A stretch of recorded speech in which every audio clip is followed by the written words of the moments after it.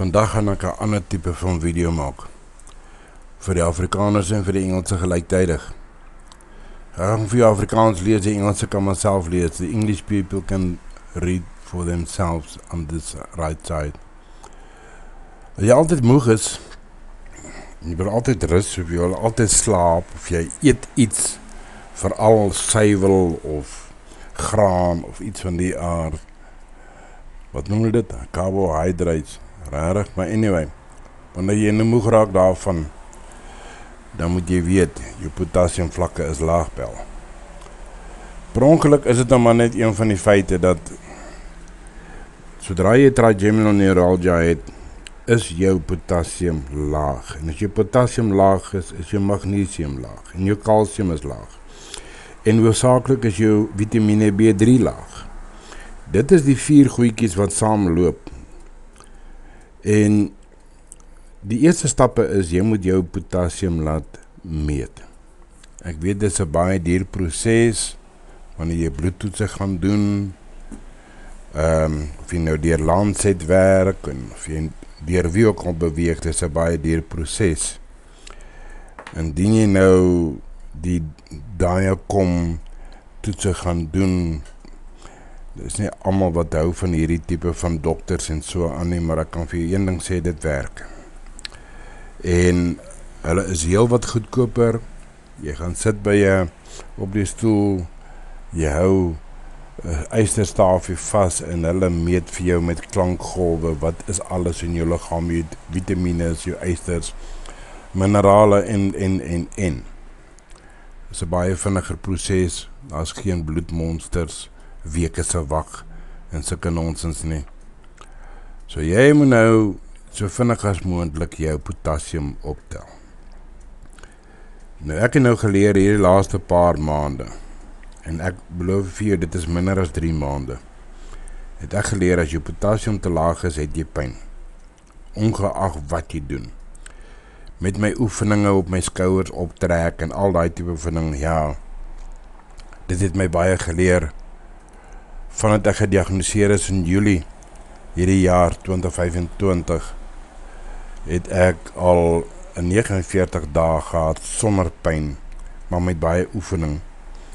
Dit was voordat ek geweet het van die potassium wat ek moet lig. En outomaties wanneer die potassium lig jou ander minerale ook, maar jou vitamine B3 groei of lig baie stadig, so jy sal moet iets extra neem om die vitamine B3 op te stoot. Hier het ek geleer, dit is maar jou hoenderborsies. Nie almal van ons kan kalkoen bekostig nie, en kalkoen se borsies is natuurlik die rykste aan vitamine B3. Jy kan gaan vir gromboontjie botter, dit is nie altyd 'n lekker move nie, maar jy kan rou gromboontjies, gaar gromboontjies ook eet. Die rauwes is natuurlik ook goed vir jou, maar jong, dit is ook maar jy weet, jy kan nie altyd die gare skou nie, of jou valstande wil nie so lekker werk nie, en daar is altyd een of ander issue. So, dan, ons almal met trigeminal het gereeld krampe, en veral in jou bene, en kuite. Jy slaap in die nag, word jy wakker van jou verskriklike krampe. Nou, olyfolie is 'n baie goeie ding. Jy vat 1 eetlepel per week, of 2 keer per week, en jy sluk daai slegte olie af, hy brand jou keel, en al sulke dingetjies. So, ek het later van tyd bietjie meer navorsing gaan doen, en die swart olywe is vir my die maklikste om te kan kou en te kan eet, en hy het nie sleg nie. Ja, daai gries aan die binnekant van die skil is maar ook maar 'n smaak van sy eie, so jy leer maar om dit te eet. En as ek nou gevind, as ek 10 olywe eet per elke tweede week, dan kry ek geen krampe meer nie. Jy slaap rustiger, jou bloedsomloop is makliker, tot in jou klein toontjie en al so aan.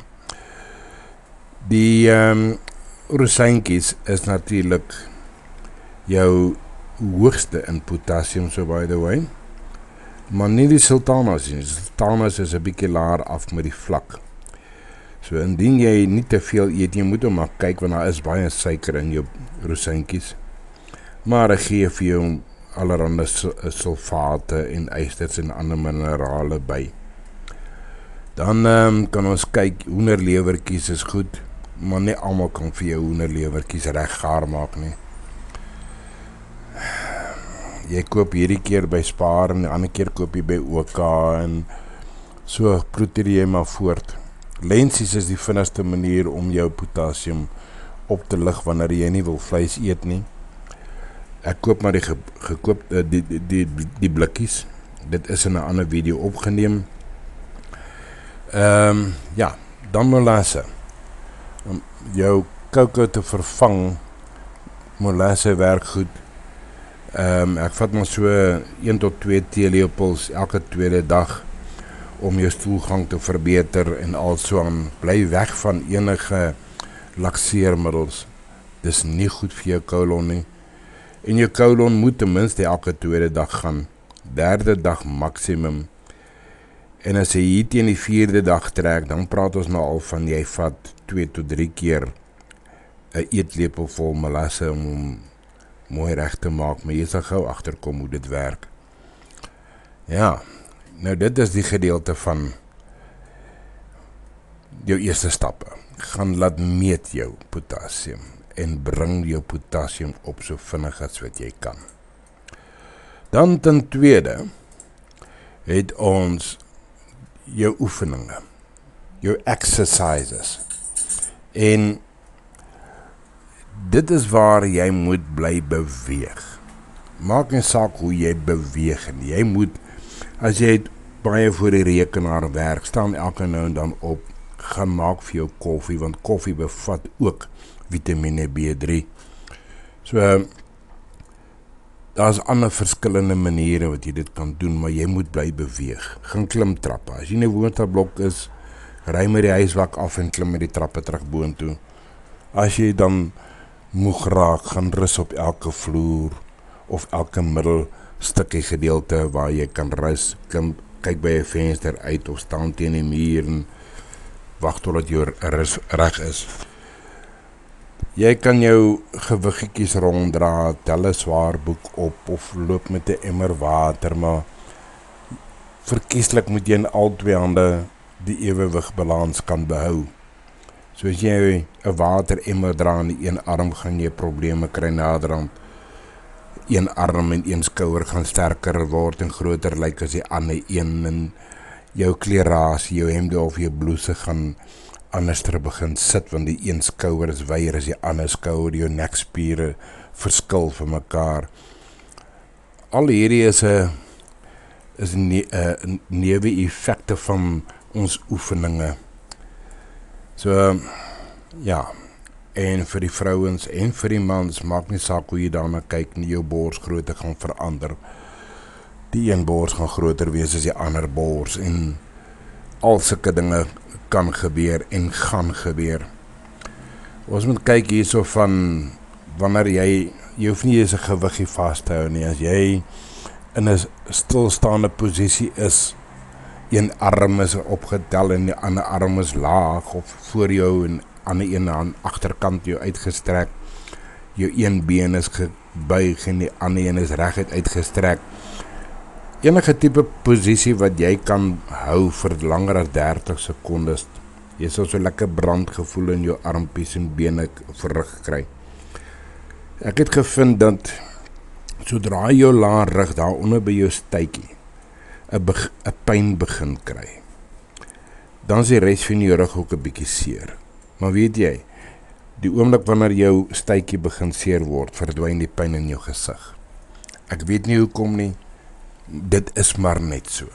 Sodra jou potassium opgetel is, dan sal jy outomaties voel jou pyn begin al wegraak. Jy het vitamine B3 nodig om, en saam met jy natuurlik jou magnesium en jou kalsium en al jou ander minerale en lekkernye het jy benodig om energie te kan hê. So, daar het jy daai van oefeninge.